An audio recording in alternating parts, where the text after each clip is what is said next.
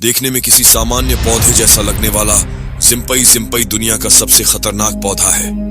ऑस्ट्रेलियाई मूल के इस पौधे से गलती से भी किसी का शरीर छू जाए तो पौधे के रोए भीतर धंस जाएंगे और फिर शुरू हो जाएगा दर्द का वो खौफनाक दौर कि इंसान खुदकुशी करने तक की सोचने लगे।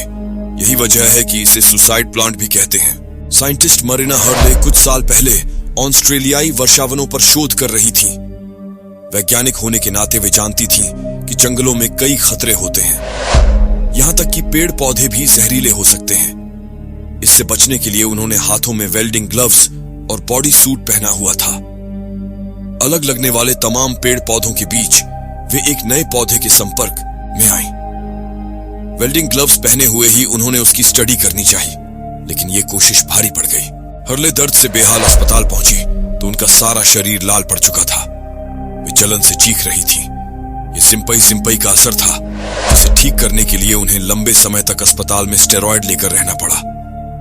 बाद में डिस्कवरी को दिए इंटरव्यू में साइंटिस्ट ने बताया, ये दर्द वैसा ही था जैसे किसी को बिजली का झटका देते हुए ऊपर से एसिड डाल दिया। क्वींसलैंड में रेन फॉरेस्ट पर काम करने वालों या लकड़ियां काटने वालों के लिए जिम्पई को मौत का दूसरा नाम ही समझिए।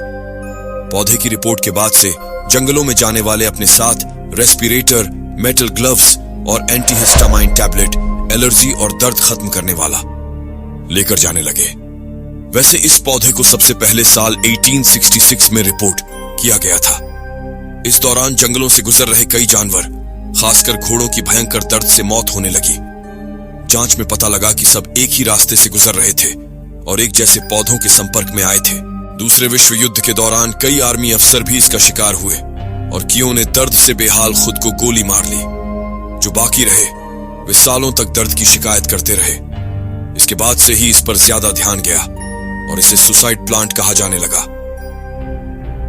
बाद में Queensland parks and wild life service ने जंगल में जाने आने वालों के लिए एक मार्गदर्शिका निकाली ताकि वे खतरे से दूर रह सकें। इसका बायोलॉजिकल नाम है डेंड्रोक्नाइड मोरॉइड्स, जो ऑस्ट्रेलिया के उत्तर पूर्वी रेन फॉरेस्ट में मिलता है। जिम्पई जिम्पई इसका कॉमन नेम है, लेकिन इसे कई और नामों से भी जाना जाता है, जैसे suicide plant, Gympie stinger, stinging brush और मूनलाइटर। ऑस्ट्रेलिया के अलावा ये मोलक्कस और इंडोनेशिया में भी मिलता है। दिखने में ये बिल्कुल सामान्य पौधे जैसा है, जिसकी पत्तियां हार्ट के आकार की होती हैं और पौधे की ऊंचाई 3 से 15 फीट तक हो सकती है। वो रोए की तरह बारीक लगने वाले कांटों से भरे इस पौधे में न्यूरोटॉक्सिन जहर होता है, जो कांटों के जरिए शरीर के भीतर पहुंच जाता है। यहां समझ लें कि न्यूरोटॉक्सिन वही जहर है जो सीधे सेंट्रल नर्वस सिस्टम पर असर डालता है। इससे मौत भी हो सकती है।